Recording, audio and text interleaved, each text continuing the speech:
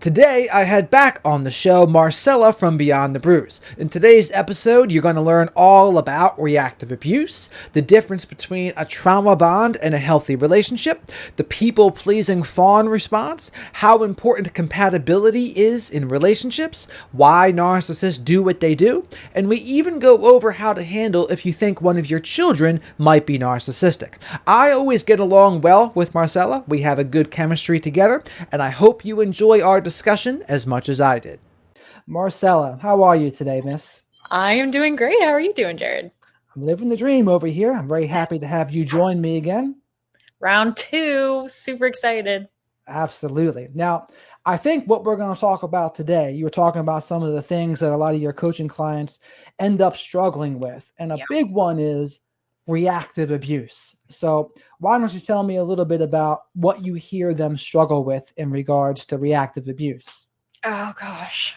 I hate this term, first off, not Ah, because it's like inaccurate, but I think it's really misused. And I think it gets weaponized a lot because reactive abuse, essentially, like in a nutshell, is just when you react to somebody else's abuse. So let's say somebody has been emotionally abusing you and you blow up on them, you call them a name, maybe you push them, like that is reactive abuse. But it gets weaponized because the abuser learns about it, names it, and then throws it at you. Like, see, you yelled, you lost it, you hit me, you're the abusive one now.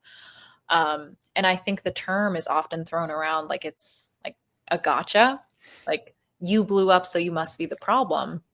But I think that what really happens is you're not just walking around yelling at them for no reason. You're being cornered. You're being like poked at for months, sometimes years at a time before you do blow up.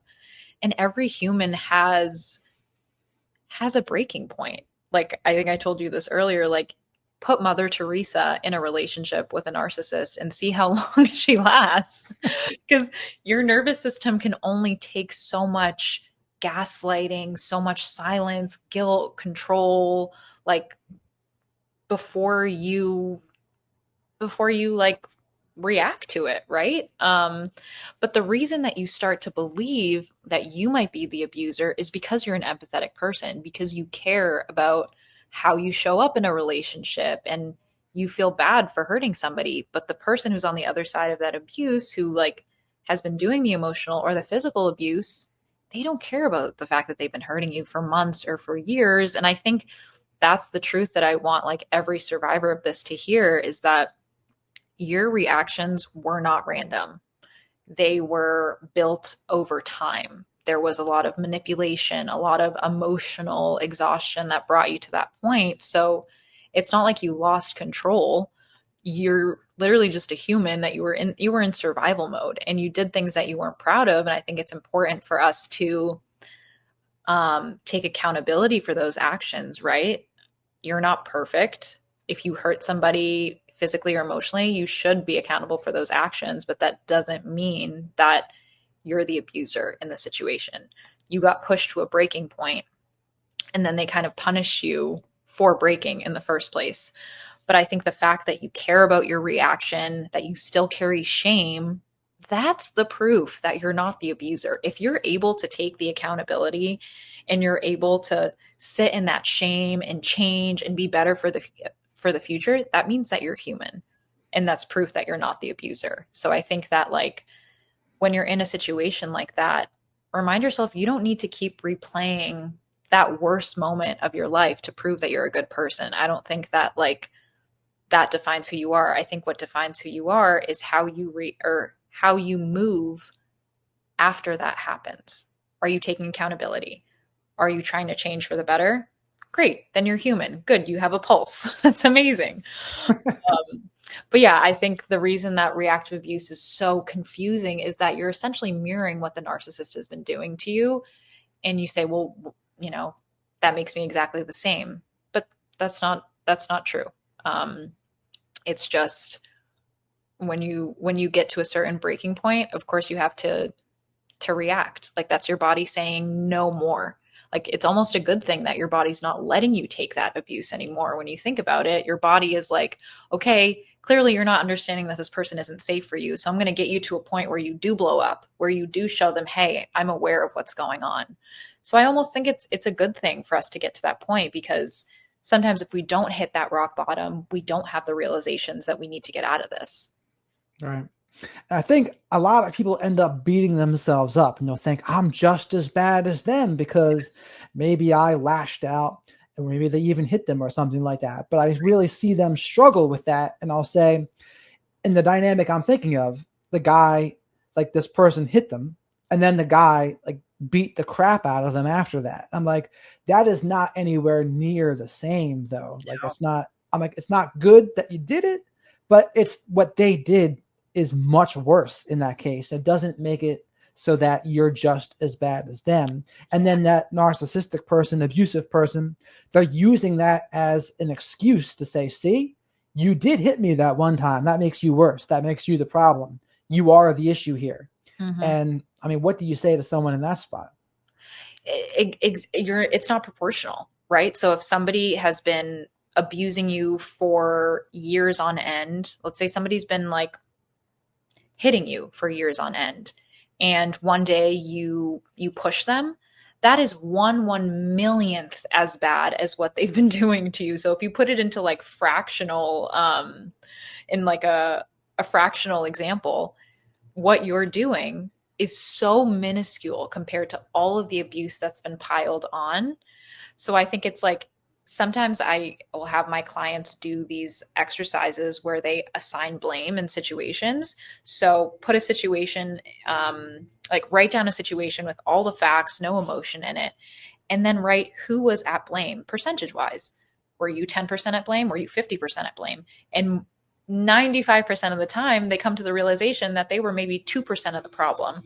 And I think when you put it into these like statistical or like mathematical terms, it makes people realize it a little bit more.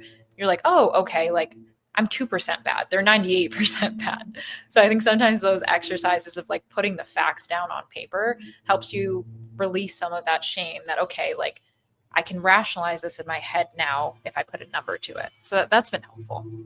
So a big part of the confusion for the people that are talking to you about it is they just think they're the problem. They think that, oh, I'm just as bad as them now, and they have a guilty conscience about it. Yeah. Or I think a part of it too is that everything that they received from that person was justified. So like, that's a good one. Yeah. Like, oh, okay, I deserved this. I asked for this by hurting them. So yeah, maybe what you did wasn't ideal. Maybe you yelled, but was it justified? Absolutely not. No, it doesn't make that right at all, and it doesn't make you the villain. So yeah, I think there's a lot of guilt and shame that people take on, because when you're constantly being told that you're the problem and you're trying to find some sort of like truth in the situation, a lot of the times we'll just put the blame on ourselves, because then we actually find a solution. They're not giving us a solution. The only way that we can find a solution is if we make ourselves the problem, because that way we can fix it, if that makes sense. It's kind of this like weird twisted thing that our brain does, and our brain lies to us a lot. So if we're trying to like logic our way out of things, it's really, really hard to do, because your brain wants to take the path of least resistance most times, not the path that requires you waking up, you asking questions. It's like the devil you know is a lot easier to deal with than the devil you don't know. Sure. I think just getting through to them that no one deserves to be abused. No one deserves to be disrespected like that, especially from someone that claims to love you. Like there is no deserving of that kind of bad behavior. And then really trying to get the people that are being abused to see that, like, no, you don't deserve to be treated like that. And I guess part of the issue is when they don't think they don't deserve to be treated like that, exactly. The other person just says, yeah, they just keep on going with it, right? They go. But the way I see things now would be, no, I would never tolerate even someone thinking about treating me in those ways. And so I try to get people to come to that spot, which is easier said than done, but it's what I think the goal would be. Right.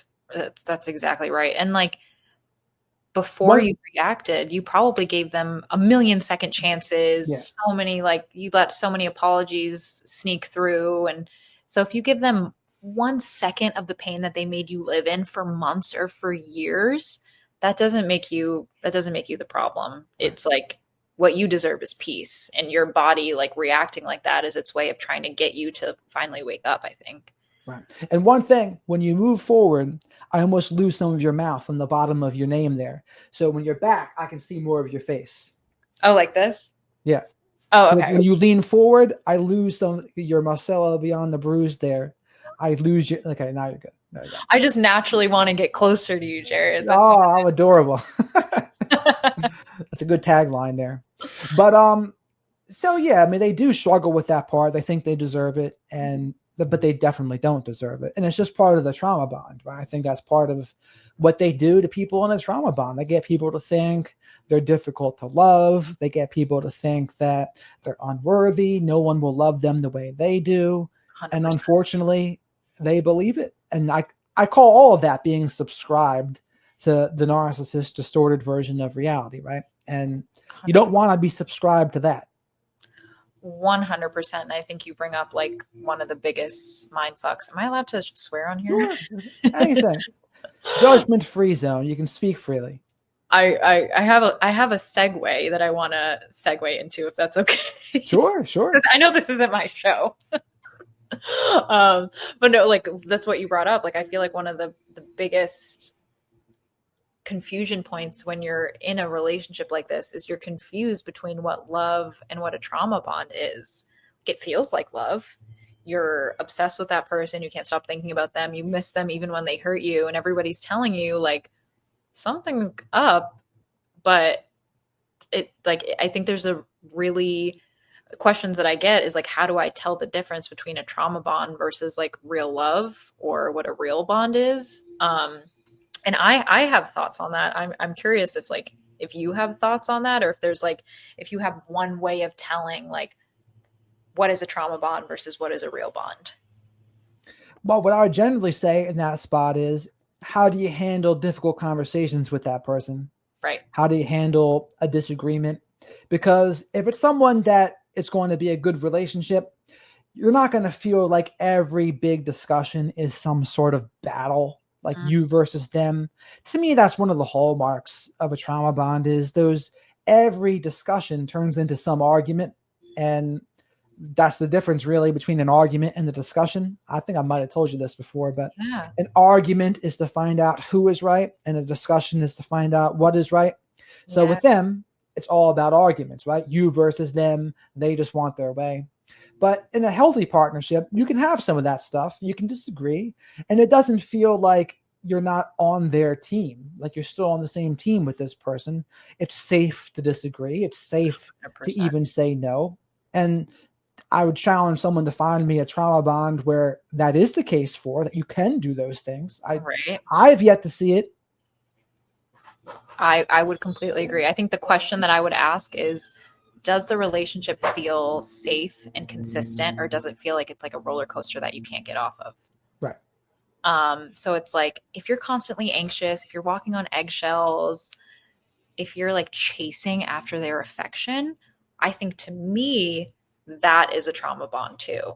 And this is a question that I asked, like, do you feel connected to them or do you feel hooked? And I That's a think good there's question. a really big difference there. I think it's something that you need to think about. It's like a real bond feels like an exhale, whereas like a trauma bond feels like withdrawal. So like when you're away from them, do you feel like this withdrawal essentially? Because I remember like when I would be like on trips away from my narcissistic ex, I would feel like I was going through a drug withdrawal. Like I would feel like there was this like chemical tug of war that was happening between like my brain was just like terrified of being away from them because like what are they doing when I'm not there? It was just like this like weird roller coaster of emotions. So yeah, I think a real bond feels safe. It's not like panic attacks and fireworks, and you're not constantly wondering where you stand with this person. Which if you haven't been in a narcissistic relationship or a relationship with somebody that's emotionally abusive, you probably don't understand like that feeling of not feeling safe. And it's not necessarily like feeling physically unsafe. It's like you don't really matter to them. Your emotions don't matter. What you want out of that relationship doesn't matter. And it's just really intense. And you feel addicted to that person. You feel addicted to chasing their approval because something that they gave you so freely in the beginning, that love, that admiration, now you're having to chase it. So naturally your brain's like, okay, something's wrong with me. I did something wrong. I need to then work to make this person love me the way that they used to. But it's all strategic. It's nothing that you did. Mm. Now, see that second part there makes it more tricky to me because the ones with the battle, like that's something you're dealing with them. But in terms of the feeling of withdrawal when they're not there, that can be something that just happens because of one person. Like it can be Yes. because of their attachment style. It can be maybe they have an anxious or insecure attachment, right? Right. Or the opposite would be someone with more an avoidant. But that can be the case even with a healthy partner. That might happen. To which Totally. I would say, though, I think the degree to which it will happen would be a little less. So, like, if you're with a health, here's the other problem with it. Would a healthy person really want to be with someone who's going to be in a one of those kinds of settings of an unhealthy attachment? I don't know. It True. would. A lot of this depends on the degree, like how severe is it, right? Because I think there's such a thing as too much, like, oh yeah, that's too unhealthy of an attachment, Yeah. versus no, you're human, and yeah, you might miss someone. So how do you tell the difference? I don't know. To me, that's a good question. Yeah, and I hear that too. Like, I don't know if I'm in a trauma bond or if I'm just anxiously attached. And I think it's really like, where is it rooted in? Because I think with anxious attachment, if it's more of a fear of like being abandoned, then I think it's most likely an anxious attachment. And that usually comes from childhood stuff, like you're Yeah, craving closeness and connection, but you're still you in an anxious attachment. You still know what's happening. You don't feel like you're second guessing your reality all the time. But like a trauma bond is like, I can't breathe without them. And I'd rather feel awful with them than alone without them. So there's this like panic mixed with a craving. And yeah, like, I think you feel it in your chest, in your gut, in your whole body. So I think it's different. Like anxious attachment, it's like, I'm scared that they'll leave me. Whereas trauma bonds are like, this person's hurting me, but I still want them for some reason. And it's, I think with a trauma bond, you're chasing relief. Whereas with anxious attachment, you're chasing like reassurance. hmm. So I I think don't that's a know if good that's distinction. accurate. That's a very good distinction. The fact that that emotional hunger and like trying to really satisfy a craving, having that be a trauma bond, I think that's a good way to put it. Yeah. Because that is, it happens because of what? It happens because of the intermittent rewards. It happens because the process of coercive control. Yeah. I remember like when I was in the thick of it, man, I felt like I was going through a drug withdrawal. And I've heard some like experts in the space liken it to withdrawing from Yeah. heroin, which is like, whew, that's intense. Well, because I mean, the intermittent rewards for people who don't know is when people get alternated between punishments and rewards, and Exactly. they're unpredictable, right? And that's why gambling is so addictive. Oh my You don't gosh. know when you're going to get rewarded. It works on the same parts of the brain, and a relationship with an abusive partner, a trauma bond, it's working on the same parts of your brain. You don't know when the reward's going to be. You don't know when the punishment's going to be, and so it can be addicting in that same way. 100%. It's like this psychological mind game, and it makes you crave more when the connection is like inconsistent. And like you said about a slot machine, maybe you don't hit the first 10 times, but the 11th time, that's enough to keep you going for another 10 more times. Right. And I think that's the best way to say, yeah, that is the difference between a trauma bond versus something that just had, or someone who has an anxious attachment. An anxious attachment, that's not the same. It's not anywhere near as severe as that. Like that's going to be different. That emotional hunger and wanting to fix that craving, that's not the same as an anxious attachment. Oh, I would agree. And I think if you're worried about what version of them you're going to get that day, that's a trauma bond. I don't think that's something that's normal in like an anxious attachment. Anxious attachment is very like me focused. I need to be reassured. I feel like, I'm going to be abandoned, those kind of things. It's not necessarily any of what they're doing. So I think like I always say pay attention to the patterns, because the patterns, they don't lie.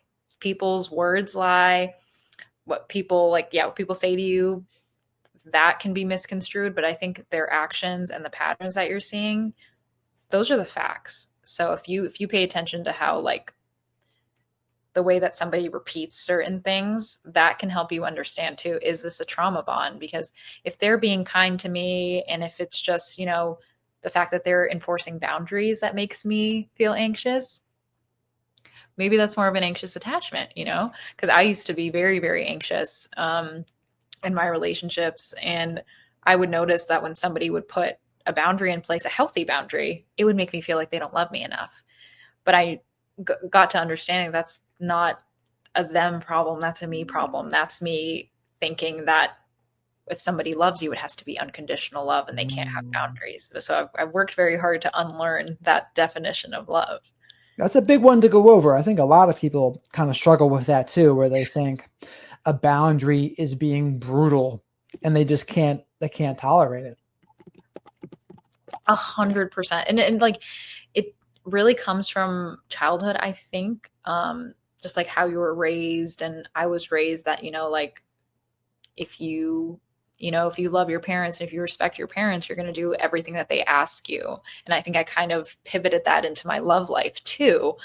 And I always thought like self-protection, that's selfish. Like, you got to say yes to the person that you love.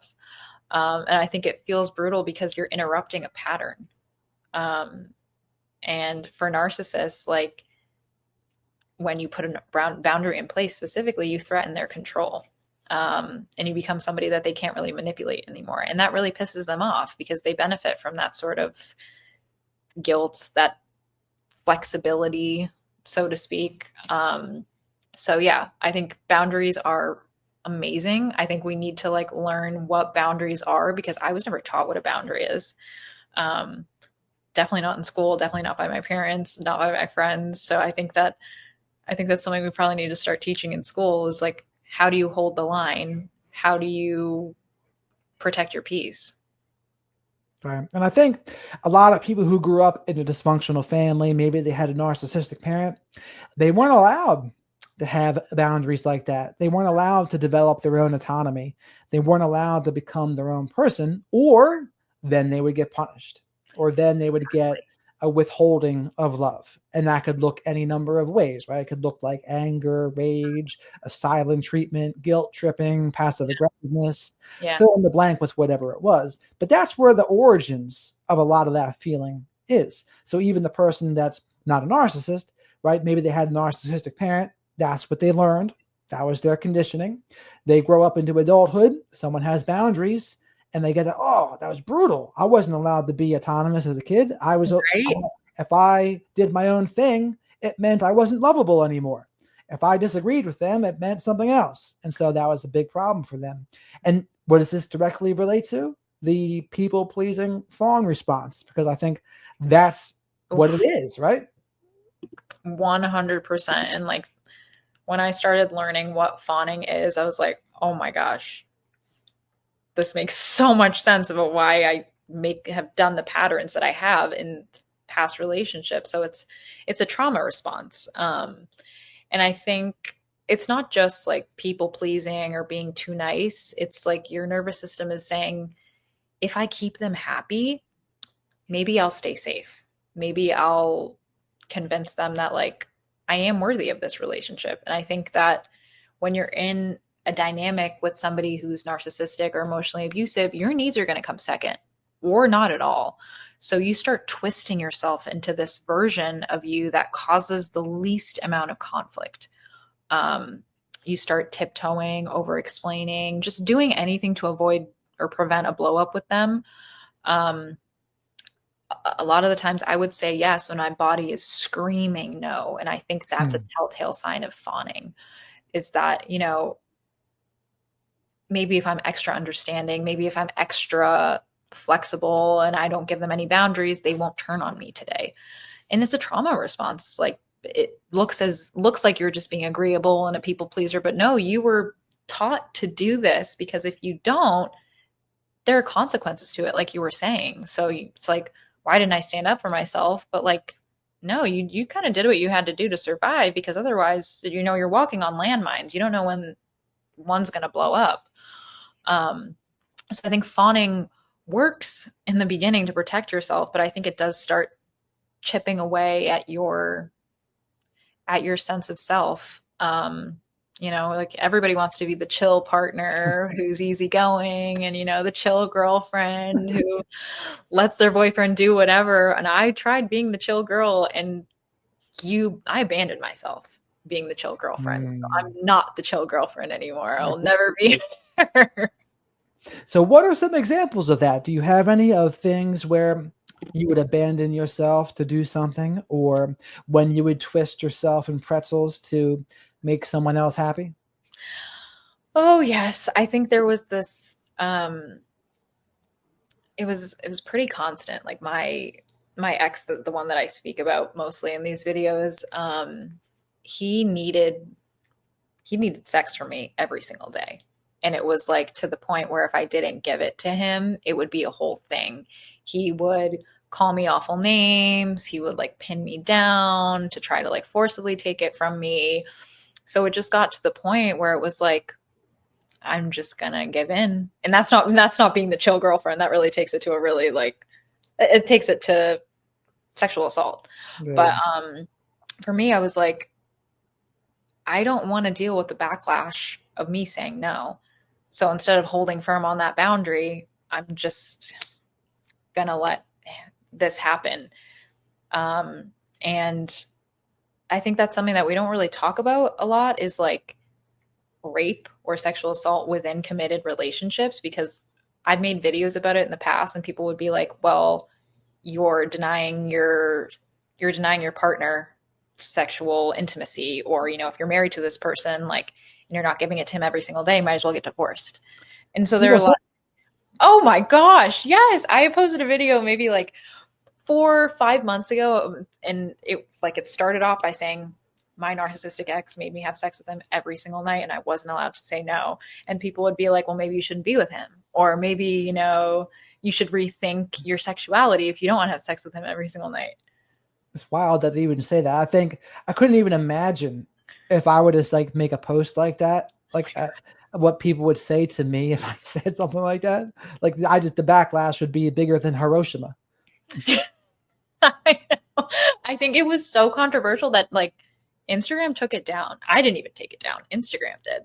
Like, and I don't know like what, maybe a lot of people were reporting it. I don't know, but it got taken down. And I couldn't even look at the comments on that because they were so disgusting. Yeah, I mean, to me, like, I have heard that a lot with narcissistic guys, that they'll demand sex like at least a certain amount of times per week, if not daily, right, in your position. And I always say to any woman, like, anytime there's that kind of demand like that, that's gotta be a problem. Yeah. And it's just like you let it slide, because it's not like I haven't tried to put that boundary in place before. That boundary was like ran right through, it's so. Because think how childish that is, though, really. It's like, I've never been like that in any of my relationships. It's hard to even imagine like doing that, but it's a common thing. It's a common thing. And anyone, and this speaks to what? The not being able to say no thing, right? Is it okay to say no? Like, if you can't say no, and what you're talking about is an extreme example, albeit all too common as well. Like, that's the problem, right? That's the problem, that if you notice yourself giving in just to keep the peace or avoid negative consequences, definitely not something to ignore. Yeah. And yeah, it's just, you're right. If somebody says no, and that's a great way to like test a relationship at the beginning, is like, how do they respond when you say no? How do they respond when you set a very like reasonable boundary? There, of course, are like boundaries that make no sense or that ridiculous, but like saying like, hey, I only want to have sex when I feel like emotionally connected to you, which during that relationship was very few and far between, because I never felt, I mean, maybe like the first few months I felt emotionally connected, but it very quickly turned into something that was like a have to do, not a want to do.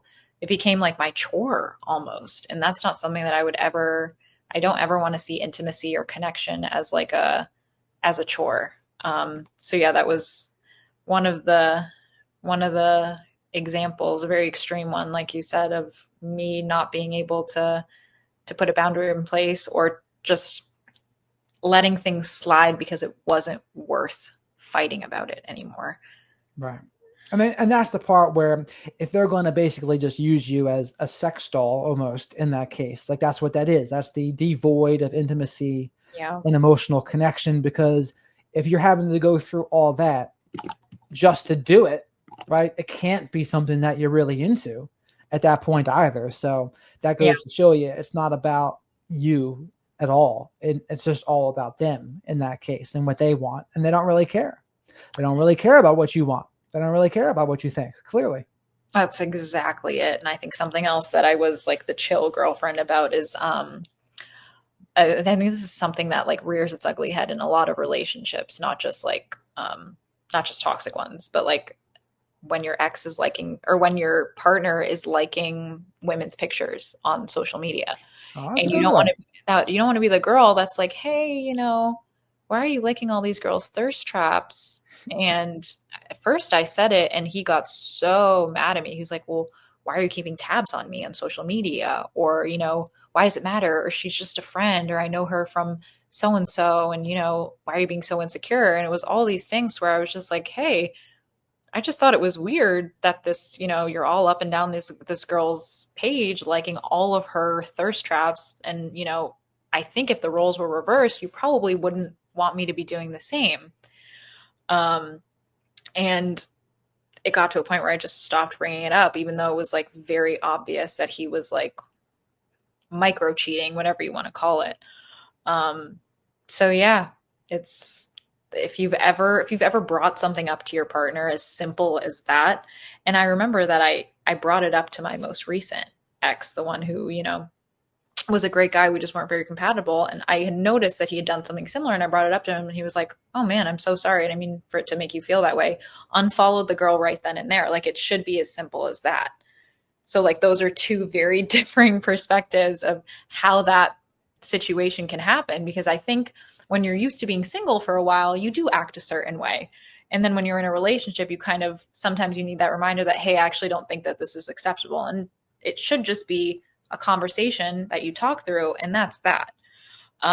So that's all to say that not everybody is perfect, right? Like people make mistakes and people sometimes don't know like what your boundaries are, but when you tell them, they can react one of two ways. And I think one way is healthy and the other way is extremely abusive. Yeah, I totally agree with that. And I think another element of it is how someone presents their boundaries, like their tone of voice and what they actually say. Because depending on how it's communicated, it can make people more likely to be defensive. Now, granted, if the person's emotionally mature and they truly get, yeah, I'm in the wrong, and yeah, maybe they're not presenting it to me in the best way, but they're still right. Like Right. it takes emotional maturity to get to that point. But I think both of those are things to consider. And 100%. overall, the liking is soft. I call that soft triangulation, right? Because what it's So true. doing is you're subtly kind of pinning you against that other person. Maybe it's the girl on a thirst trap or something like that. And it's like a subtle comparison. Oh, I wonder Right. what he likes about that woman that I don't have. Or is it a brunette? Is it a blonde? Is it this? Is it that? Right? It's just something that I don't know if they always do it purposefully, or is it really just more of a selfishly they just like what they see? Or is there more to it that no, they are trying to subtly soft triangulate you with them? I have a question for you. Like when you like somebody's picture, is it that deep for you? Like as a man, like let's say you see a girl's picture and maybe you're dating somebody else. Would you like that picture just because it's your friend? Or would you refrain from liking that picture because you know that it might send a message that you don't want to send? It's a very good question. It's a very good question. It's flipping the script on me. Sorry. And so I'll put it like this. So I was really dating someone. We were Yeah. committed, right? I would say there's a line that I would think where I would know it's not quite good anymore. And that line would be like, if the woman I'm starting to like pictures of is the more scantily clad she is, the more of a line it would be crossing, I would say. Yeah. So like, say if it's a friend of mine with their child in a picture and it's like a Yeah. friendly, wholesome picture, Yeah. all right, I don't think they're going to have as much of a problem with that. Yeah. But if it's the girl that's like bent over, like with the heels, with the one of the famous thirst trap poses, and the less clothing on, the more of an issue that would probably be. That's how Right. I would see it, right? Like if you're looking at those girls and you're in a relationship liking them, yeah, it's probably going to be a little bit of a problem. Now, this is another interesting thing to think about, though, too. How do you feel about people still friends with their exes? Like, where's the line of say, no, you shouldn't be friends with your ex anymore, or is it even a red flag if you're friends with none of your exes? Because it means all of your relationships blew up and there was no emotional maturity there. I think you should be friendly with your exes, but not friends. Oh, that's a Can good one. you follow each other on social media? Sure. But would I feel comfortable if my partner was liking everything and commenting on their pictures? I personally wouldn't feel comfortable with that. Um, just because, like, I feel like once you've had that deep of an intimate romantic connection with somebody, that's what your relationship is. That's what's at the core of your relationship. And that's not to say that you can't just be friends with somebody afterwards, but just me, and maybe this is immature of me, just me knowing that you had sex with that person would be enough for me to like not want you to be close anymore. Because now that's, if you're monogamous, only one person should be filling that role, right? But if you have somebody else in your life that you're still kind of connected to that used to fill that role, I feel like in a sense it's disrespectful to who you're seeing now. So I don't think that there should be any animosity, any hatred, but I do think that there should never be a blurring of lines between who's your ex and who's your current partner, if that makes sense. Yeah, that makes perfect sense. I think, and going back to the liking of other pictures thing Yeah, too, I think a big part of that is knowing who you're with. Because I think totally. there are some women out there that maybe they also like women a little bit, and they think, yeah, she's hot. I Mm. won't care if you like that person's picture. Like, but you got to know who you're with. Oh yeah. Other women would be like, no, you look at a woman, she's gonna chop your head off, right? And you guys got to know who you're with. You got to know the situation, know the calibration of it all, etc. And I think, Totally. and maybe not every guy is good at this. I don't know, but like I think I would be pretty good at knowing. Okay, I know who I'm with. I know what they're gonna think, and so if I care about what they think, I'm probably gonna try to like not do those things. Now, if it's a woman who doesn't care, it's like, am I really going to go out of my way anyway, even if she doesn't care, to be liking all these thirst trap pictures? I go out of my way not to. Like I Yeah. see them on Instagram all the time. Like I don't follow them or like them, but I still get shown them. I still get shown them all the time. So Yeah. I just don't think, as a man outside of in a relationship anyway, I'm thinking, why would you? Why would you like those girls anyway? Like, because I think if someone's doing something like OnlyFans, I would say, uh, the only thing that woman likes about you is your money. Why are you liking her? Like, why are you doing this? Like, that's what I would say to guys. And I'm sure some people would hate on me for saying that, but that's kind of how I see it. I agree with you, and I think like that to me is a huge flag if somebody has an OnlyFans account, like not like they're like putting out content, but they have an account to look at other people's content.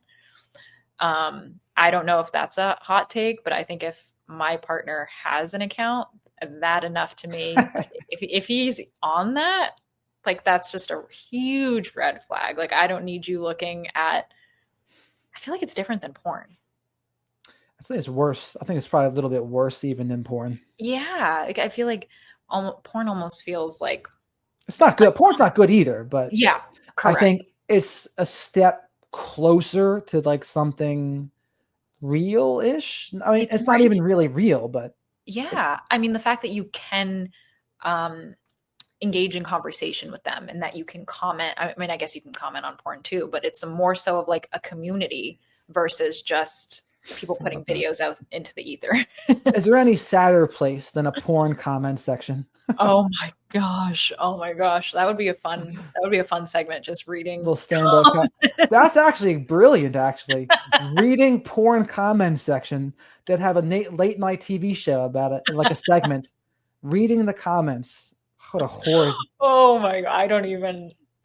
That sounds like a great idea. Since I've looked at a comment section of a porn video. It's like the wall of shame. You put it on TikTok or something like that. Oh yeah, that's an entire TikTok profile account idea right Dude, there. someone's going to steal that from us, and they're going to get rich doing this. Trademark it. I gotta jump on this. My Lord. That'd be hysterical, though. Reading porn comments. I'm going to pee my pants. It would be something. Seriously, though. People would do it. If you do it, it can't be a dude that looks like a creeper doing it, though, either. That would ruin it. It has to be a guy that wouldn't have that vibe, and so it would just be, like, funny. I can picture, like, Shane Gillis doing it, if you know who that is. He'd be pretty good at it, probably. Oh, my God. I love him. I've seen him live a couple of times. He's hysterical. But, yeah, I feel like he could get away with that for sure. Or a girl, too. Theo, a girl could, too. Yeah, a girl would definitely be able to. I think him, maybe Theo Von. Joe Rogan would not be able to get away with it, I don't think. I think his vibe would be all wrong. His vibe would be all wrong. But Theo Von, he would probably make it funny, too. Outside of his political thoughts, I think that would be pretty funny. Let's pitch the idea to him. We'll get an email together to Theo after this. We should. I think I might even do that. I might even try to do this. Do it. Now, here's the other thing, though, also. Back to the soft triangulation. I think the equivalent for women is actually not them liking other dudes. I think it's them posting the thirst traps themselves. Ooh. And so, like, that would be, like, the issue that a dude might have an issue with. And I think that is more equivalent in the fact that, I could imagine how this would go in some cases, right? If a guy says, you know what, why are you posting all these thirst traps? Yeah, we're in a relationship with me. And then she might say all the same things a narcissistic guy might say. What are you, insecure? What are you this? What are you that? Or whatever else a guy would say. But what do you think about that? I think that energetically there's a difference, but I think the impact in a relationship can be comparable. So I think that, like, for a woman, it can mean a lot of different things. Like, if she's doing it on her terms and choosing to be seen, that can be different than a man liking thirst traps to, like, respond to somebody else's invitation. Because I think, like, I don't know, it can be empowering. I personally don't like posting thirst traps because I feel like it's inviting energy that I don't want to invite. But I also know a lot of women that have said that they post them because it makes them feel good about themselves. So I have a hard time stepping into that that viewpoint, I guess, because it makes me feel like you're marketing yourself. So I feel like if you're in a committed relationship, it really, like, the difference lies in, like, the power dynamic. So I don't think it can be inherently disrespectful, but I do think that if you're in a place where your boyfriend doesn't like that and you're continuing to do that, that's not innocent for sure. That's, like, definitely some sort of double standard. But yeah, I think that a thirst trap can be an expression, but liking the thirst trap is, like, a reaction to it. So it's like, you got to know your relationship. And we talk about this all the time, but it's like, you have to know who you're dating. You have to know what their boundaries are. And if you don't know what their boundaries are and they express it, you have to understand it. So yeah, I personally don't post the thirst traps because I don't want my partner reacting to thirst traps. So it's kind of like a respect thing. Like, okay. If you don't care if your partner's liking thirst traps, then post all the thirst traps you want, because you guys have that understanding that they don't mean anything. To me, maybe I'm immature, but I feel like I put a little bit too much emphasis on social media, because to me, if you're liking somebody's thirst traps, you're literally telling them, I like this. I enjoy what you're putting out there. So it's because I wouldn't want my partner doing that, I don't want to give other men the opportunity to do that to me. So here's what I would say. I think a lot of it depends, right? It depends. Is she making money from her social media somehow. Some of it depends. It's But true. also, if I'm going to be serious about someone, I would want them to have the mindset that you just said, that it would be more of a respect thing. Like, does it mean it's always disrespect? Does it mean that it's always going to be a problem? I'm very hesitant to say always about anything. But Yes. usually I would want someone who has that thinking of, yeah, you know what? I know this is going to invite all sorts of male attention because it Right. absolutely will. And also, it comes down to trust too, of course, right? If you trust the woman, they would say, well, if you trust me, it shouldn't matter. And the problem also is there's a lot of plausible deniability in here too, where like the ones that would cheat, the Mhm. ones that would betray, they might say all the same things as someone That's right. who isn't going to do those things. So how do you know in that case which one's which? They're saying the same words. And like I said, I might get some backlash for some of this, but it depends. I would say it depends, but ultimately I would want someone that would be thinking about me and thinking, okay, I wouldn't want to disrespect him or communicate I'm still looking for something like that. And at the same time, though, too, I would like, if I'm with some woman that I think is beautiful, I'm like, yeah, I wouldn't mind her showing that off occasionally. Right. But frequency, I think, also matters. Like, are you That's doing true. this like every day? Or like, and then you're getting all sorts of inbox messages that you're actually replying to. Like, there's many layers to this. It's not completely cut and dry. Right. It's like the golden rule. Do treat others the way that you would want to be treated. So if Yeah, you don't want your partner reacting to thirst traps, you probably shouldn't be posting them either, because then that gives other people the opportunity to react to them. So it's like, no, you're right. It's the dynamic in the relationship too. Like if you post a thirst trap and you get somebody in your DMs, like my first reaction would be to show it to my partner and we would laugh about it together. Do you know what I mean? But if that's good. you're the type to like be like secretive about it and like hide it, like if you have to hide anything in your relationship, that's probably a red flag that you don't feel comfortable with them or whatever that is. But it's like I think those things can be taken less seriously depending on the relationship that you have with the person. And it doesn't have to be a fight. It should be, hey, I don't really like this, and they'll be like, okay, no problem, we'll fix it. So it doesn't have to be that deep. That's my whole thing. It doesn't have to be that deep unless there's something unhealthy under the surface. Right. And I think that's a great way for women to build trust, actually, that I've noticed in the past Mhm. is when they tell you like what other guys are saying to them. Like, Yes. oh, this guy tried to do this guy tried to do that. And some people might say, oh, they're trying to triangulate you. It's like, no, not always. I think sometimes they're actually trying to build trust with you and saying, see, I'm letting you know that this guy was flirting with me or doing something. And it actually helps to trust in that case. And It and just doing what you said also about showing them the messages of someone that's another way to build trust too. See, I'm showing you what people are doing. So I'm showing you I don't have some ulterior motive here. Yeah, that's such a great way of putting it, is like you're building trust with them. And I didn't realize that that was something that I was doing, but like I remember with my like most previous ex, like I had this guy who would like be hounding me for my number, and I remember like I gave him my boyfriend's number.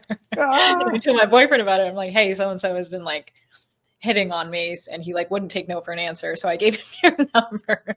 you didn't tell him that was his number, did you? I didn't tell the guy that it was my Oh, boyfriend's number. No. another Um, comedy skit. and he ended What? up texting him, and we just like had so much fun with it. But Oh my God. it was something that you can like enjoy together. Like it doesn't have to be this like, men are hitting on me, because it's going to happen. Like Right. you're human. People are going to like, you're going to have tests all the time. It's really just how you respond to those tests and how much you involve your partner in those things too. Like I said, if you're hiding something, probably something cynical under the Sure. fold. Yeah. So here's the $1 million question too. Go for Where it. is the line between controlling and insecure versus just healthy boundaries and respect for the relationship? Yeah. So are you saying like in specifics? So here's an example. I'll tell you. Yeah. Yeah. So if you're a guy and you didn't like that your girl's posting all sorts of thirst traps, now, and the woman's first instinct would be to say, you're just being controlling or insecure. Is it controlling or insecure? Or where would be the line of, no, he's allowed to feel how he feels? Or a shoe on the other foot, guy likes another girl's picture, woman doesn't like it. He says you're just being controlling or insecure. Which one's legit? Where's the line? I think that is such a good question, because on one end, there's that insecure man, right? He's trying to control you, like, out of fear. He doesn't want other men to look at you. He like makes it about his ego kind of thing, and like throws shame at you. But I think at that core, his reaction is about controlling your visibility to manage whatever anxiety he has. But on the other end, there's like the containing, secure man who leads with curiosity. I think that's one of the biggest pieces about it. Are they leading with curiosity, or are they leading with control and with fear? If they're like, let's say you post a thirst trap, hey, what made you want to post that? Not accusatory, just trying to understand like where you're coming from. And if they say, that post made me feel a little uncomfortable, can we talk about it? I think that's very different than projecting any sort of shame or making it about controlling you.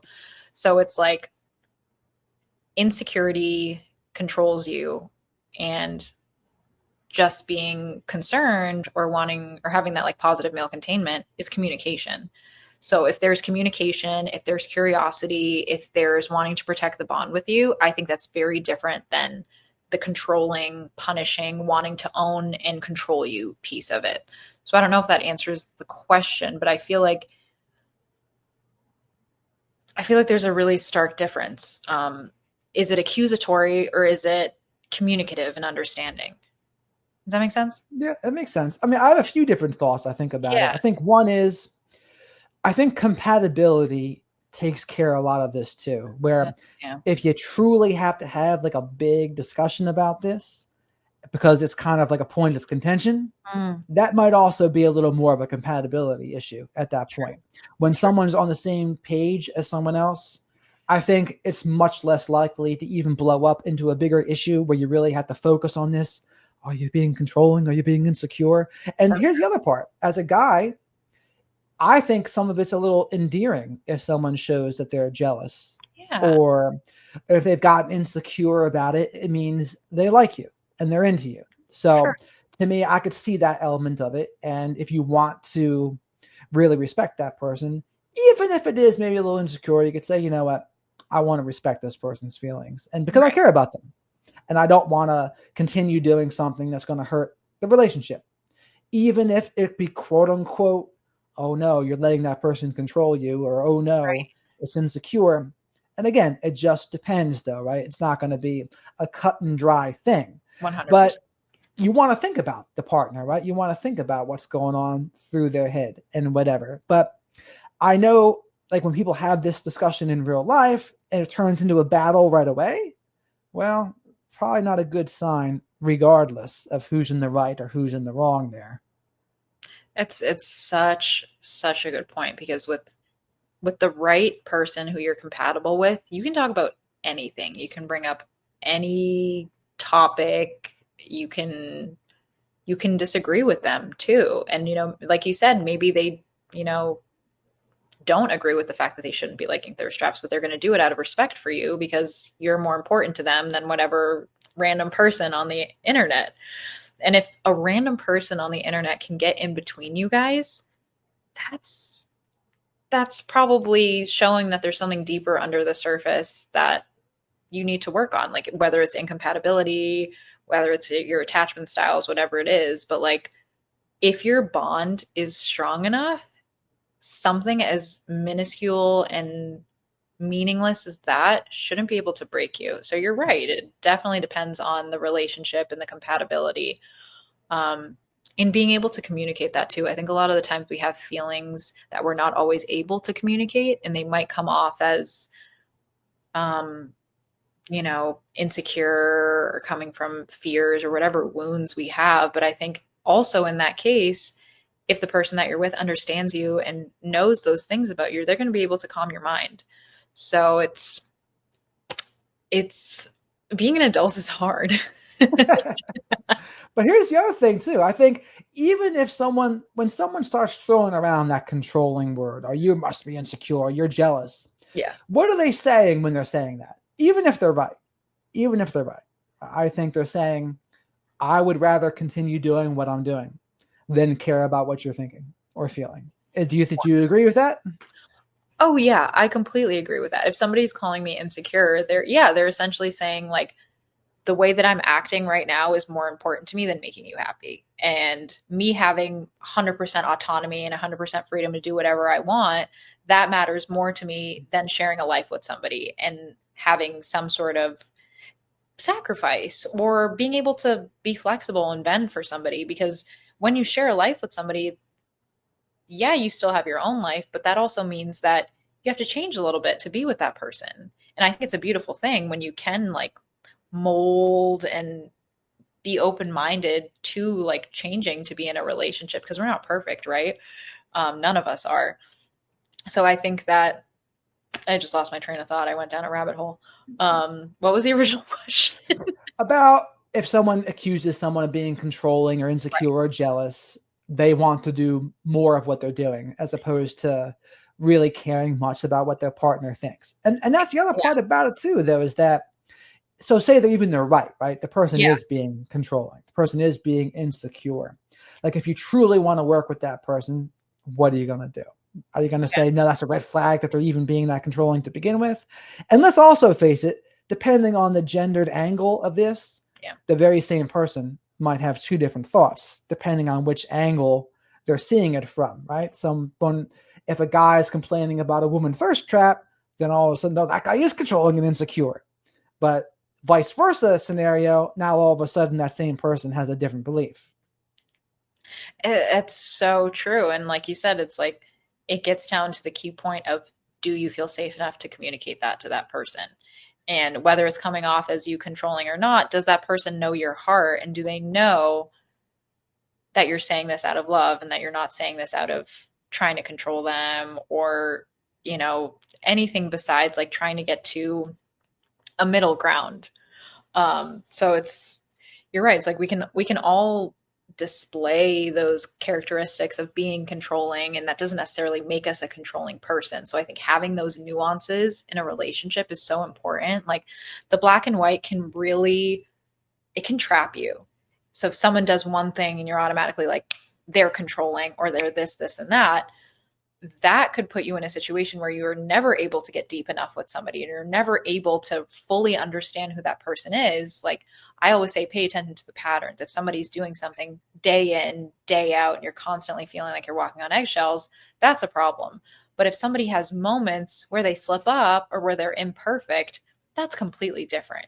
And I think like being in a relationship means making space for those kind of mistakes or those kind of moments of learning and getting closer to them. Because I think that situation of the thirst trap specifically, it can either break you apart or it can make you stronger to the point where you're like, oh, okay, I see where you're coming from.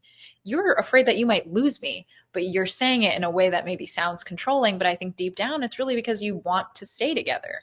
So I think, yeah, having those conversations and knowing your partner and knowing the compatibility is really, really important, because if it's black and white like that, you're never going to get to a point where you have that deep connection with somebody. Right. And that's why I say to people who are listening to this, Yeah. focus less on what's controlling, what's insecure, what's jealous, and focus more on, are you in the kind of relationship where you can have these kind of discussions and Yeah. it's not going to blow up in your face, because that means you're compatible, right? 100%. Don't focus much on like, is it a problem if a woman's posting a lot of thirst traps? Is that an issue? Like, don't focus as much on that part. Focus on the compatibility of, can you have these important discussions with someone without it turning into a big battle? Because if you can, that's a good sign. If you can't, probably not too good. 100%. Because like there are OnlyFans models and porn stars and people who are in committed relationships. And while that might not work for a lot of people, clearly they have understandings with their partners and probably boundaries in place to where that can work and where they do understand that, hey, this is part of your job, or, this is something that empowers you. And if I'm not okay with that, maybe we're not compatible. But if I am okay with that and understand that this doesn't make you love me any less, or this doesn't make our relationship any less meaningful, that it can work. It just has to take two people who are willing to make it work. Right. I mean, if you're a guy though, if you're going to be going out with an OnlyFans person or some Mhm. sort of porn star, like you got Yeah, to know what you're signing up for. If 100%. that's what you're doing, like you got to know that's what's going to be the thing. And if you're a woman listening to this and the guy that you're with is really, because it is really hell bent on liking other women's pictures, it's like, what does that say about him that he's more hell bent on liking other women's pictures than what you care about it? Right? That 100. is a wild thing, right? I need to like those thirst traps. What are you talking about, dear? Yeah. I need to Yeah. like that. How else is she going to know that I'm interested and available to her? Exactly. That's basically what they're saying. Exactly what they're saying, right? How are they gonna know that I'm there for them? I have a low tolerance for that kind of stuff. I think it's just like if your partner's uncomfortable with something and they're important to you, figure it out. Like just So, listen. but what happens though in these situations? How does it? Because to me, it's simple in the fact that if you're compatible, you'll figure it out. But if Exactly. you're not compatible, it'll turn into a fiasco. But why do you think it turns into such a fiasco? Like, what do you think happens? I think there's sometimes this like underlying insecurity of being controlled by somebody. Instead of saying that like you're doing this for the other person, it almost feels like that other person is controlling you. And I think for a lot of people who have maybe, I don't want to say weak egos or like strong egos, I should say, people who are like a little bit egotistical might say, okay, this is them trying to control me and this is them trying to tell me what I can and can't do, where it's not about your actions, it's about how those actions make that person feel. So I would say that, yeah, if you're somebody who is getting defensive about something like that, ask yourself why, because it's most likely coming from a place of some unhealed wound. Because I don't think that I don't think it's an unfair thing to ask, especially in a committed relationship, for you to show less love to people on the internet and more love to the person that's right by your side. And it's, I think if social media wasn't a thing, I think it would be a lot better for relationships because social media makes it, one, it makes it so hard to move on from people. Like I speak to a lot of clients who are like, I can't physically block them. I cannot bring myself to do it. I look at their pictures every single day. I look at what they're liking. And if it wasn't there, if social media wasn't there, they would be able to move on months and months quicker than what they are. Why don't they block them though, or why don't they just like remove them temporarily? I think it's a finality of it. Once you block somebody, the relationship is like it's finally over. And I I think see. that that's a kind of closure that people aren't always ready for. Even though a lot of the times we're seeking closure, but we almost want to seek it from the other person in a sense of we want them, we want to know that that person can still come back to us. It's an ego thing. I really do Sure. think it is. It's like I don't want them, but I want to know that they want me and that, you know, maybe they're the one that discarded me, but I want to feel like they'll still come back cuz maybe your level of self-worth is tied to how people approach you or, you know, whether that person loves you or not. So a lot of the times I'm like, okay, is this genuinely what you want to be connected to this person or is this your ego telling you that if you let this person go that means you're not wanted anymore? Mm. And I would say some of that's just being a little bit still subscribed to that other Yes. person's reality because you care. Like when you care, that looks many ways, but Mhm. it's certainly not being like over it. It's certainly not being completely healed from it. There's still parts of you that are still caught up on it. And don't get me wrong, some of that's totally human Yeah. and totally normal. And depending how long that relationship was and whatever else happened in it, you're not going to get over it right away. Like Right. that's just not being human.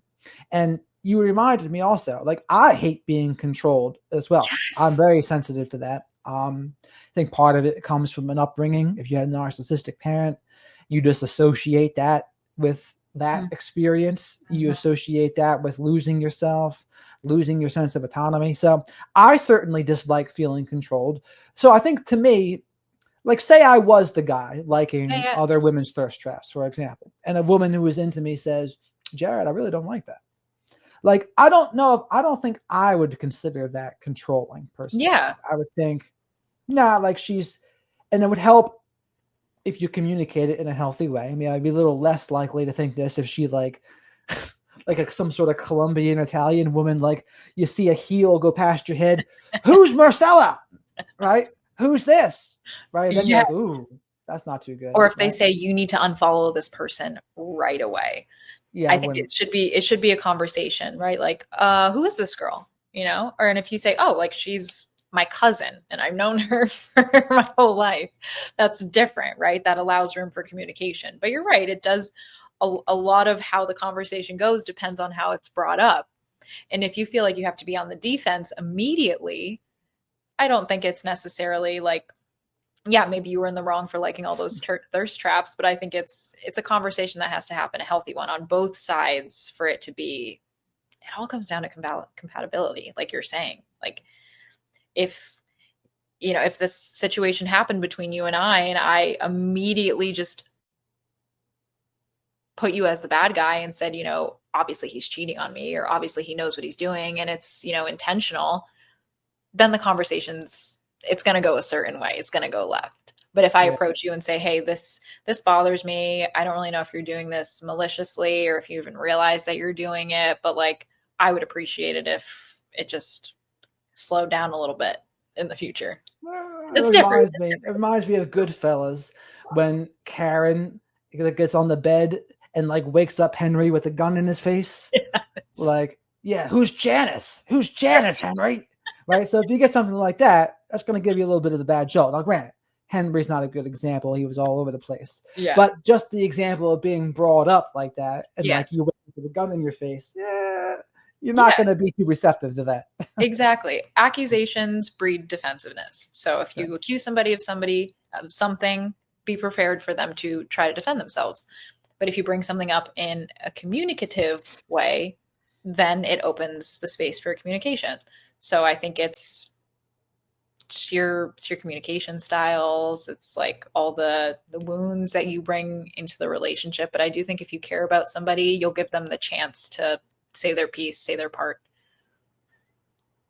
Yeah, I mean, and this is why so much of this, I think, just takes care of itself naturally Yeah. when you're with someone that you're compatible with. Like all these like ins and outs and debates of it, it just doesn't even come up. It's not even that much of a thing. And if it is a thing, it's just something that's handled quickly, and then that's it. 100%. So That's the thing. If you guys are strong and if you're locked in, shouldn't be a thing. yeah, and that's what I want people to really take note of is that Yeah. if this kind of thing becomes a big thing, not good. Not Not good good. regardless. Yeah. Take an extra look at that relationship. Take a deeper peek at what's happening underneath the hood, so to speak, because there's probably bigger issues than just the thirst traps. And that's what I always say. It should be a non-issue. And if something that small becomes bigger, it's probably because there's something else under the surface that still needs to be worked out. Like it's not about the thirst traps. It's about you feeling, unsafe with them or, stuff like that. Right. And that's the other thing that you reminded me of there too. The other thing that your clients would say they really struggle with is understanding the Oh, why they were treated the way they were treated. What do you say to them in that case? I mean, I used to start talking about like the real why, which is like it happened in childhood. It came of probably one of two situations where they were either really neglected as kids and had to kind of fend for themselves, or they were put up on a pedestal as kids and taught that their shit doesn't stink, they can do no wrong, and that they kind of just glide through life thinking that they're perfect and that they don't have to be held accountable for any actions. And I think that helps some people understand it. But I think for the most part, like what's been clicking to people is that they just wanted to do that. It's because they, like you said, because they can.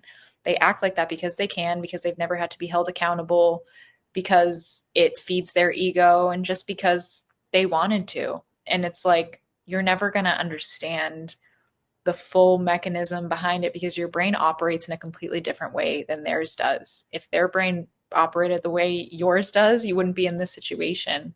So I think as somebody who's like empathetic and probably a little bit of a people pleaser, I could never understand why somebody would be like that. But then I was like, okay, probably a good thing because that means that I'm wildly different than they are. Now, what do you think it would do for you to understand the why? Or what do you think it would do for the clients who ask that to understand the why? You think it would help them with closure or what? I think it's all in an attempt to get some sort of closure and for them to also understand that they don't change. I think there's always this underlying hope that maybe they'll change, whether it's for the next person or if they really did love you, they would change. But just knowing that what they do comes from, it's really, it's like primal, everything that they do. It's not really based on any sort of like, there's no forethought to it or like, how are my actions going to affect somebody? I think that a lot of what they do is just what's going to benefit me right now, what's going to feed my ego right now. So I think that a lot of people who are looking for closure, I try to kindly tell them that you will never find closure with a narcissist because that means that they would have to take accountability for the actions that they've made. And that almost always, I don't want to say almost always, and 99% of the time, it never happens. Yeah. Yeah. I mean, what I would say to them is it's really the lack of empathy plus selfishness. Yep. That really explains it to me. It's, yeah, they don't care. They don't really care how it impacts you, and they want what they want. That's the selfishness. And it's really as simple as that. I think some people want some complicated explanation to it. Yeah. And even some of the people you see online, like some of the self-aware narcissist types and even psychologists, they'll try to give some fancy explanation to it. Even people like Sam Vaknin will try to give some fancy explanations about it. But it's like, stop, no. It's really just this lack of empathy plus they want what they want. It's not that deep. Right. And that's, to me, the best way to handle it. But you try to go deep into the, like, do you know how he talks about confabulation, for example? Yes, yes. I'm not a big fan of that myself because I think it muddies the waters a little bit, and it's not necessarily what a victim of narcissistic abuse needs to hear. Like, they don't need to be hearing any kind of charitable interpretations of they didn't really think they were lying, they just had a false memory that, or they're trying to meet their memory in their mind or whatever the hell he says about it. It's like, no, like, I think that's a very charitable interpretation for one. Yeah. And I don't even think it's accurate. So I disagree with the great Sam Vaknin on that. I know exactly what you mean, because I think confabulation can happen a lot in trauma survivors. And I don't like equating stuff that happens with trauma with like people who have personality disorders, because I think it's very different. And I don't like, that's a slippery slope right there, because then it almost puts the victim or the trauma survivor on equal footing with the narcissist. And I think it's a slippery, dangerous slope. Yeah, I'm not a fan of it. I think what Dr. Simon says about it is more accurate, where he says it's not that they don't see, they disagree. It's not that they aren't aware, they just don't care. To me, that's a much better way to see it than, 100%. Giving them that charitable interpretation about it. Because I just don't think it's that charitable interpretation's accurate a lot of times. They really just want what they want. Yeah. They want what they want, and they might say all sorts of things. They love that explanation for their behavior. Yeah, I was just confabulating. What are you talking about? It gives them great plausible deniability, right? Like, I just had to do this. It wasn't anything I did intentionally. I think something that's similar that I see is like people saying like, oh, like narcissism just happens because of trauma. And it's like, okay, yeah, but a lot of people have been through trauma and don't hurt other people as a result of that. So it's like, yeah, maybe it explains it, but it doesn't justify it in any way. They just don't care. If the moment that you stop providing them with loyalty, with your supply, with your attention, they don't care about you anymore. Like it's really that simple. Right. I totally agree with that. And I think it's just one of those things that I wish they would see more of. I mean, and the genetic component thing too, like you said, why doesn't everyone who has had all sorts of childhood trauma turn into that? If that's really the cause of it. I think it can make someone who has that genetic piece worse. And then the other thing I've heard about it is, they're saying there's a genetic component. You're giving them a free pass that they can blame their genes. And I was like, no, that's not what that means. I mean, what is childhood trauma saying? That Yeah. if you think it's that, you're giving them an opportunity to blame that instead. I think to be a narcissist is to make a series of decisions over time. Like they didn't just wake up one day and go, I think I'm going to ruin someone's life today. But they did learn very early on that vulnerability means that they're weak, control means that they're safe, and that if they have power, then they can connect with people. And that if you can manipulate people before they abandon you, then you win. And instead of growing out of those defense mechanisms like most people do, they cling on to them and build their entire relation or personality around them. So I think it's decisions that they make day in and day out that become their personality. So, like, yeah, people have childhood wounds, people have trauma, and they don't become narcissists because at some point they decided, I don't want to hurt people just because I was hurt. And that choice, narcissists don't make that choice. So do you think they're usually defense mechanisms, or do you think they can sometimes be offense mechanisms? I think as kids they were defense mechanisms, but I think as they grew into adults they become offense mechanisms, if that makes sense. I think I agree with that. I think Yeah. because no one, like when they're kids, when you're 6, 7, 8 years old, 4 years old, whatever you are, you're Yeah. not. Are you really choosing what you choose at that time? No, I Right. don't. I don't think so. But I think as time goes on, they're more like it's not like they're losing control; they are taking control of others. And it's not a Exactly. defense mechanism against this, or this. It's more of an offense, an offensive tactic to get what they want. Exactly. Like defense is like their origin story. Yeah, there you go. It's It's a like good way to what put it. what they learned deep down. But to keep that false sense of self intact, they go on the offense, like you said. And then by the time you realize what's happening, you're already doubting yourself, you're already craving their approval. So I think that, yeah, I think it's decisions that they're making. This is not subconscious. I think it's a very, very conscious thing, maybe to the point where they start believing their own lies and it becomes subconscious. But I do think that these are strategic decisions that they make, and it's not like, yeah. So, and I say that to my clients so that they understand, not that like you were targeted or anything like that, but that these weren't mistakes, these weren't random acts, these were calculated patterns over time. Right.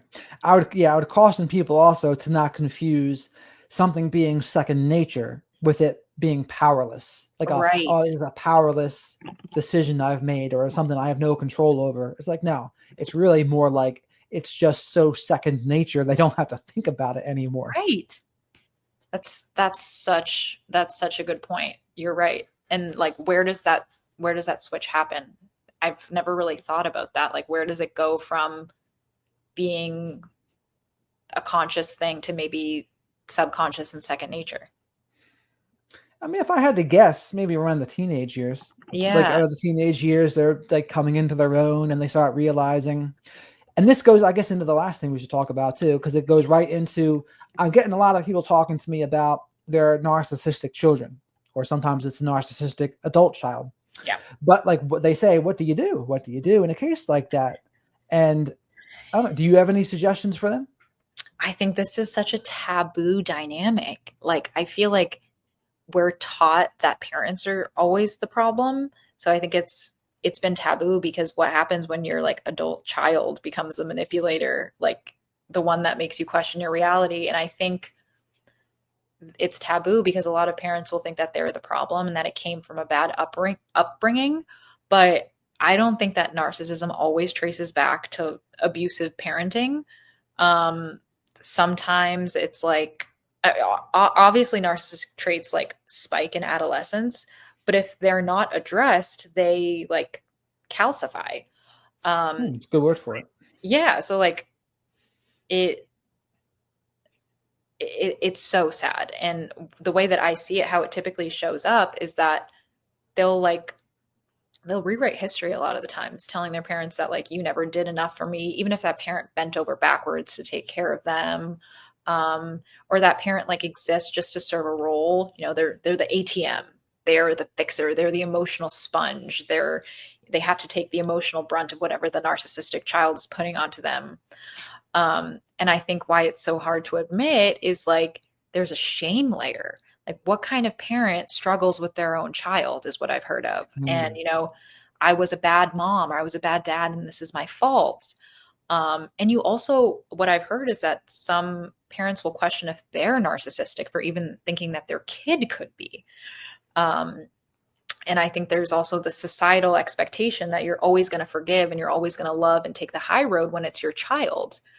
So it's navigating it is really difficult. And I think it really starts with that like radical acceptance piece. Like, it's okay to admit that your child is abusive or a narcissist. And I think saying it doesn't make you a bad parent. It makes you an honest parent, because then you can start trying to understand the situation. Because you can't go, I mean, you can go no contact with a child, but it's a little bit different. So I think that therapy kind of helps in those situations, but I think clarity really is the most helpful thing. Like, label the manipulation for what it is. Label it when it's gaslighting, when it's triangulation, when it's blame shifting. Like, this is not your imagination here. I think that like being a parent doesn't mean that you have to be a punching bag. And you don't have to lose yourself in the process of loving your child. So I think it's a really tough dynamic that we don't talk about enough. But I think for the people that have come to me with this, it's really about walking them through that shame that they didn't cause this. Right. I think the good way you just mentioned it is if they ask themselves, oh, maybe I'm the one that's narcissistic because I have a child who's this way. I mean, that's a good sign that they're probably not, right? Exactly. If they're the ones thinking that. That's something I would say to them for the people who are unsure about it. Also, this is where the genetic thing comes into play too, right? Where, yeah, it can happen and it's just something that had nothing to do with you. It's just Exactly. part of in the genes there. So I would tell them to think of that as well. And Yeah. then the other part is, I think some people would want to blame the parents, but I've seen some kids that were pretty monstrous, and I've had both parents reach out to me, and they were like, "My child's a out of control monster, and they don't know how to deal with them." And monster might be a strong word, but the things the kids were doing were just out of control. And like bossing them around, you need to do this, you need to do that, you need to pay for this. And they got their parents on the back foot and they're just controlling their parents. And I don't know if you've ever read East of Eden by John Steinbeck. Yes. Yes. It reminds me of Kathy and what she was like with her parents. Now, Kathy, for those who don't know, she murders her parents in the book. Spoiler alert. Yeah, right. But that's what she was, right? So John Steinbeck, I think he does a good job at addressing how, yeah, her parents weren't that way, but she was just out of control. So Yes. it doesn't have to be from a childhood trauma or something the parents did. Sometimes people just have this in them. And that's what he had said, is that he goes, if you can be missing a limb or if you can be missing something, right, from just genetics, why can't you also be missing a conscience just from genetics as well? Right. He said, I think the way he said it was, yeah, if a twisted gene or a malformed egg can produce a malformed physical body, why can't the same process produce a malformed soul? And I said, yeah, exactly right. And I think it brings into that question of like nature versus nurture too. Because you can, let's say you have twins and you parent them exactly the same. They can still turn out to be two completely different people, even if their environment was exactly the same, their genetics are exactly the same. Like it really just, I don't think there's like a silver bullet answer to this that really determines like why they are the way they are. They are the way they are, and that's all you need to know. It's like the radical acceptance piece. Like, does knowing the why really change the what? Like, Right. if they're hurting you, if the patterns are abusive, if you feel like you're shrinking in the relationship, who cares if they have a diagnosis? Who cares if their mom is also a narcissist? Or who cares? It's the actions and the consequences of the actions. So, Right. yeah, I'll get off my soapbox now. No, I mean, no, it was all true. I think I would tell parents, I suggest having the longest leash if it's a kid, right, as opposed to some sort of romantic relationship or other family member. You want to have the longest leash if it's your own kid. Yeah. But I would say this also, when they're a kid, like 7, 8, 9, 10 years old into their Yeah. teenage years, what you want to do is make sure those manipulation tactics don't work. So when they bully you and try to manipulate you or guilt trip you to do what they want, you can't reward it with giving them what they want. Because if you do, you're teaching them, yep, this is how you get your needs met. This is how you get what you want moving forward. You give in, or I just bully them and guilt trip them and I get what I want. So if you're a parent, you don't want to do that. You want to say, no, I'm not going to respond to your guilt tripping. Call out the behavior, whatever it is. I'm not going to respond to your temper tantrums. I'm not going to respond to your rage. And if you want something, you're going to have to go about it differently, right? And it takes some strength to do that. You can't give in.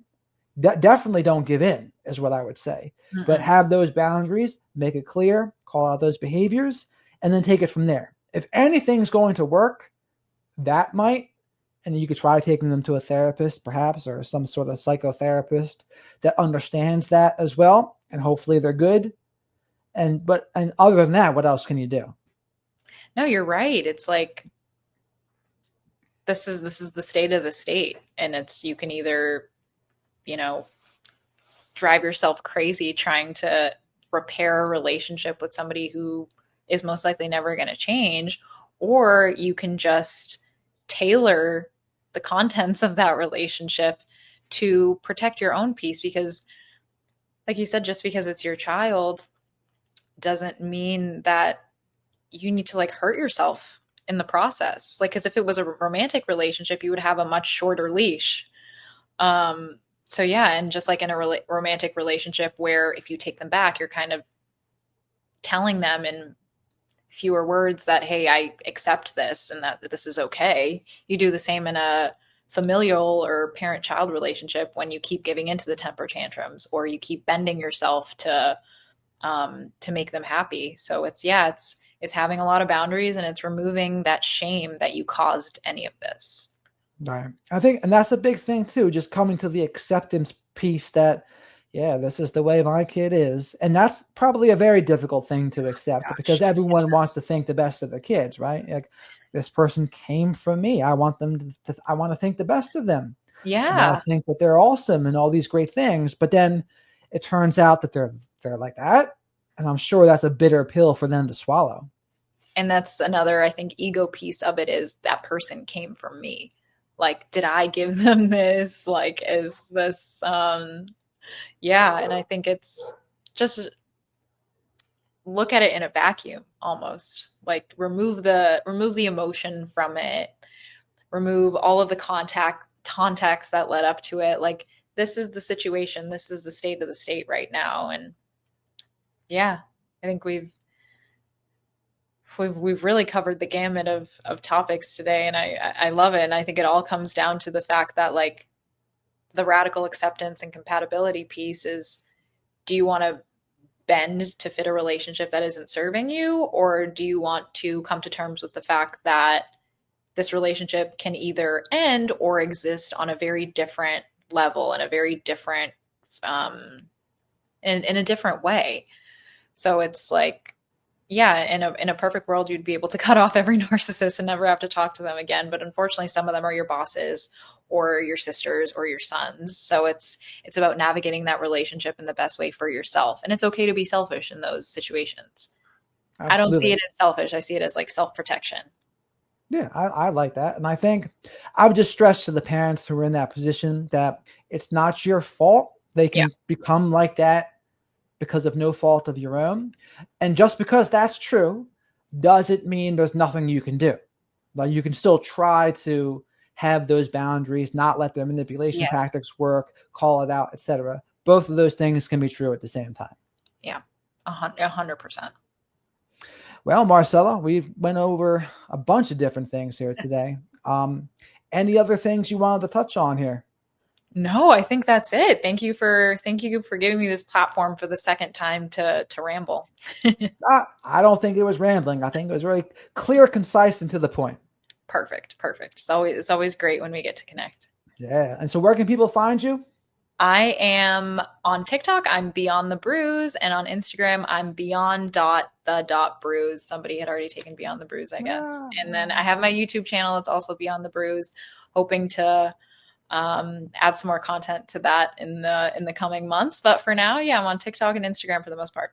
Right on. It's always a pleasure having you on, Marcela. Thank you, Jared. I appreciate you. My pleasure.